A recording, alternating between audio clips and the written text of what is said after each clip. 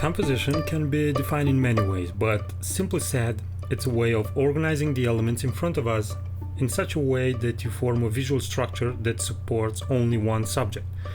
You can also say that composition lines can help you navigate a photo towards something, and these composition lines can be anything: actual shapes on the ground, physical elements, light rays, or even clouds. I'll present you with 9 composition tips or rules that you can use in your landscape photography, and for each tip I will try to use 3 of my own photos to illustrate the concept and further discuss it. Sometimes you can fill the frame with your subject. In this case we have these 2 rock formations. These form the subject, and we have this diagonal shape over here.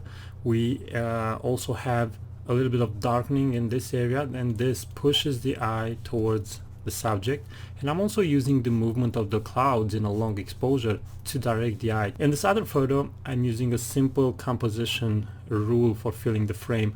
I have a strong vertical and then a really strong diagonal, and your eye will stay here because these 2 intersect over here, and more because you have this color that is present in the photos. Photographing a tree like this, where you can use the branches of the tree as some kind of leading lines, and this will form a graphical element if you want, and then you have all the red leaves or yellow leaves or orange leaves form a beautiful element that fills the space between these branches. Placing your subject right in the center of the photo can be a little strange, especially because we are taught to use the rule of thirds a lot, but in a situation where, for example, you have a simple horizontal line and you have nothing over here, or symmetric elements, then your subject can stay very easily in the center. And it's the same case with this photo, for example, where you have a simple line and then you have a simple subject and something like this. Color is a really simple tool and rule, if you want, that you can use especially in moments when you have a spot of color like this in this situation, and the rest of the photo it's almost black and white. It's not the black and white, but it looks very desaturated, or it has a completely different other color. Basically you are doing this when your color spot really pops out, and in this case I'm using the rule of thirds to position this large tree, and because it's the only colorful element in this photo, it attracts the eye. The same thing it's happening over here. Again, the rule of thirds to position this, and you have this beautiful light that goes exactly on these two peaks over here, and the rest is in darkness. And over here, for example, I'm the only reason I'm taking this photo is because of this. So again, rule of thirds, and the reason is to use this spot of color to attract the eye. Negative space, it's a technique that it's usually used in minimalistic photography. It's very easy to use during winter because it makes the element that you are framing really pop. Photographing this fence that it's forming a triangle, and you have all this other white space, and because of this negative space, your eyes and your attention is pushed to the center element.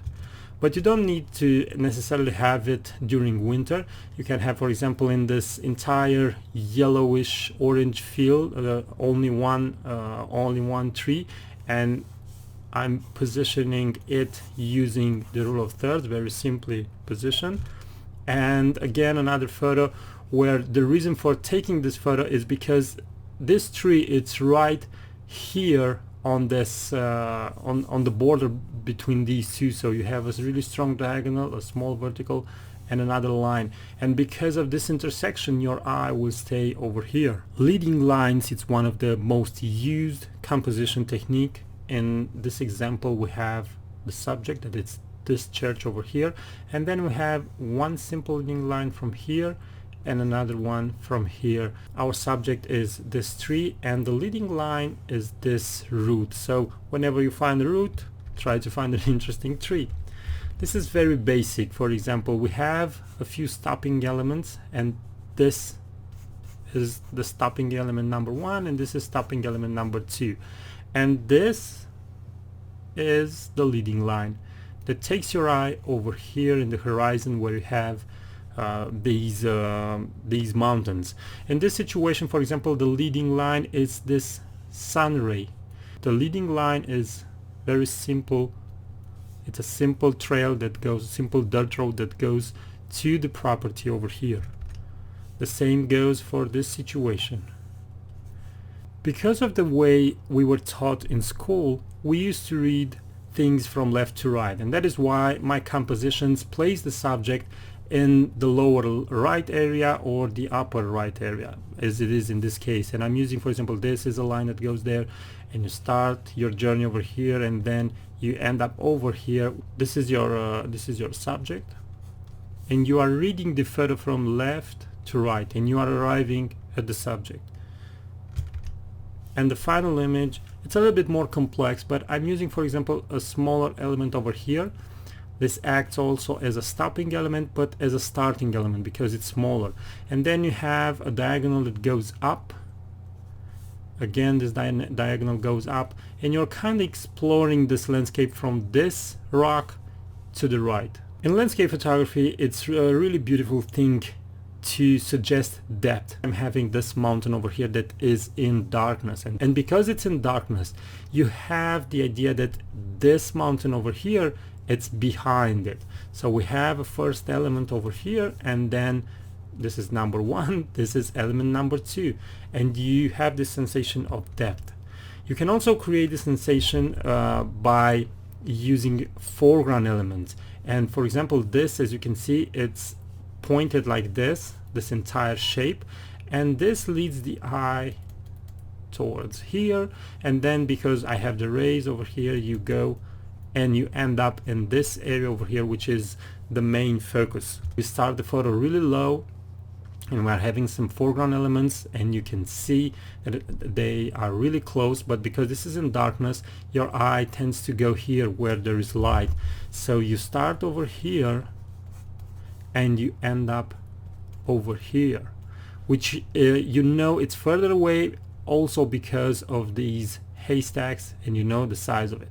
Now your eye can't escape up because I've included also this area that, because it's darker, will keep the eye focused on this lighter area over here. The viewpoint, the place from where you photograph, it's really important. We usually photograph at eye level, but for example, in this case I went really low, and as you can see, the leaves are pretty big, and this means this waterfall, it's not that big. But because I'm really low, I'm creating this sense of dimension, and because I'm using a really wide angle lens, I'm having this sensation that this waterfall, it's really big. Now as a composition, I'm really starting over here, I'm going through here, I'm looking at the waterfall, and then I also have this area of light, and because of this darkness, my eyes stay in this area over here. In this case, again, I stayed really low and used these flowers as a starting point, but as you can see, the shape, the basic shape, is a triangle that points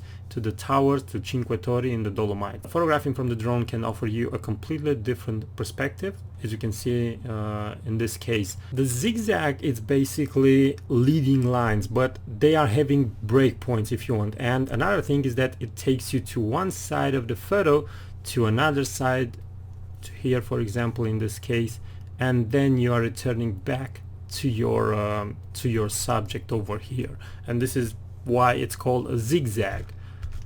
Again, for example, the trail starts over here, then you go over here, then here, then here, and then into the final place.